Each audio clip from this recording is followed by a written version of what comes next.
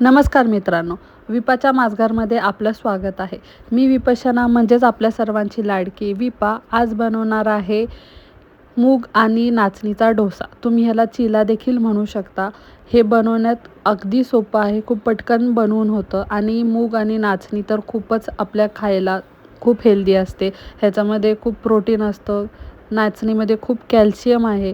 तर आपण हे आठवड्यातनं 2दा तरी मूग आणि नाचणी हे खाल्लंच पाहिजे. तर आज आपण हे दोन्हीचं मिक्स करून आपण डोसा बनवणार आहे. हे तुम्ही नाश्त्याला खाऊ शकता किंवा हलकं फुलकं डिनरला सुद्धा खाऊ शकता.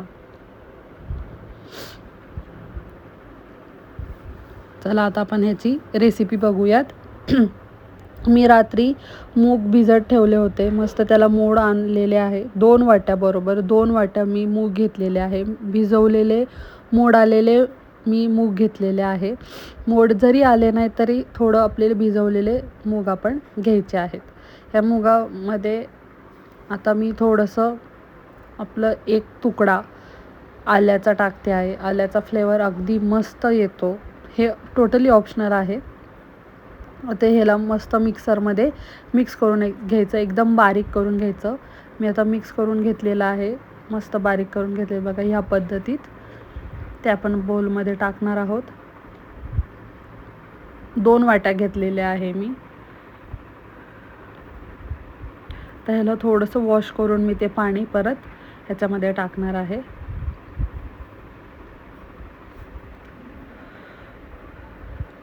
कुठलाच आपलं इन्ग्रेडियंट वाया गेलं नाही पाहिजे. मिक्सरला थोडंसं लागलेलं असतं, सो मी ते पण वॉश करून ह्याच्यामध्ये घेते आहे. खूप पातळ व्हायला नको म्हणून थोडंसंच पाणी टाकायचं. त्याच्यानंतरून 1 वाटी मी ह्याच्यामध्ये नाचणी घालत आहे. नाचणीचं पीठ करून आणलेलं आहे. ते नाचणीचं पीठ ह्याच्यामध्ये मी टाकत आहे. नाचणीचं पीठ टाकल्यानंतरून थोडंसं 1 चमचा मी ह्याच्यामध्ये मीठ टाकते आहे. ह्याच्यामध्ये मी सोडा वगैरे काहीच घालणार नाही आहे. बिलकुल सोडा घालायचा नाही आहे, कारण आपल्याला डोसा करायचा आहे. त्याच्यामुळे सोड्याची गरज नाही आहे. सोडा जास्ती खाल्लेला चांगला पण नसतो. सो मी सोडा नाही घालणार आहे. ह्याला असं छान व्यवस्थित एका साईडने असं छान हलवून घ्यायचं. पाणी पण आपण घातलेलं आहे, त्याच्यामुळे एक्स्ट्रा पाणी घालायची गरज नाही आहे. मस्त व्यवस्थित मिक्स करून घ्यायचं हळूहळू. गुठळे याचे झाले नाही पाहिजेत. बघा मी ह्याला मिक्स करून घेतलेलं आहे. तुम्हाला डोसा करताना थोडंसं कमी जास्ती पाणी करायचं असेल तुम्ही करू शकता. तर मी ह्याला असंच ठेवलेलं आहे. मस्त छान मऊसूत डोसा होतो. ह्याला एक अर्धा तास आपण भिजवून देऊयात.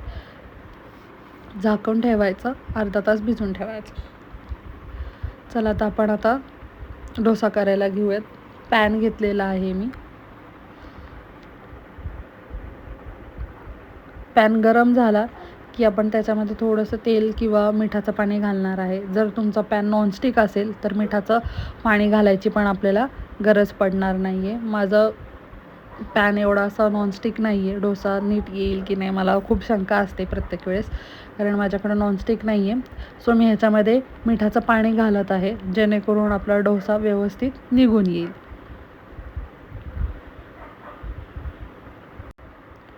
आता आपलं बॅटर आहे ते मी आता ह्याच्यामध्ये टाकणार आहे.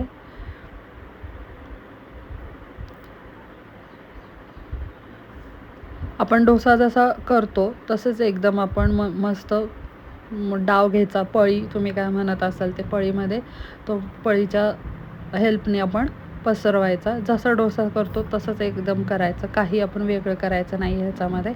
आणि वरतून आपण तेल, तूप, बटर काय असेल ते टाकायचं. आणि डोस्याला जेवढा वेळ लागतो तेवढाच वेळ अगदी ह्याला लागतो, जास्ती नाही लागत. तर मी आता ह्याच्यामध्ये तूप घालत आहे. घरी बनवलेलं तूप आहे ते मी ह्याच्यामध्ये टाकते आहे.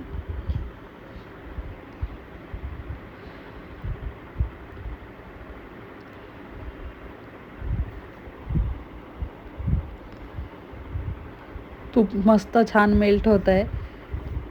असं एकदम गरम गरम डोसा आपलं सर्व केला तर एकदम असं मस्त आपण 2-3 एक्स्ट्रेच डोसा खाऊन टाकू, असा मस्त डोसा लागणार. मस्त फुल पोट भरवणार, हलकं फुलकं असणार आहे. मस्त पचनाला पण एकदम हलकं फुलकं आहे.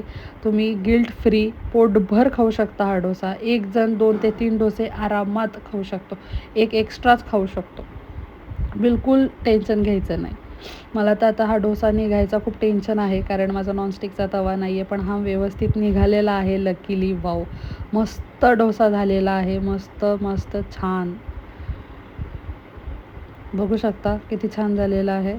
मूग आणि नाचणीचा डोसा, हेल्दी, एकदम हेल्दी, हाय प्रोटीन. चला आता आपण ह्याला सर्व करून घेऊयात. मी तर रेड चटणी केलेली आहे.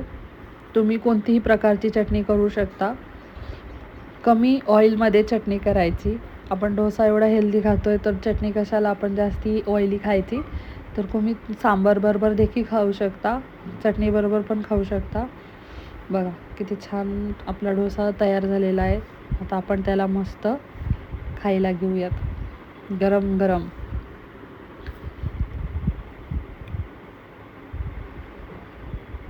कसं वाटली तुम्हाला माझी आजची रेसिपी मूग आणि नाचणीची? मला नक्की कमेंटमध्ये कळवा, आणि ही रेसिपी तुम्ही नक्की ट्राय करा.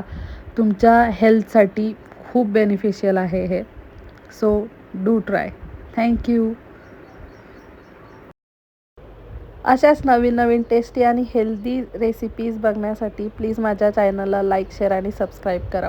मी तुमच्यासाठी अशा छान नवीन हेल्दी रेसिपी आणि पटकन होणाऱ्या अशा रेसिपीज मी तुमच्यासाठी घेऊन येईल.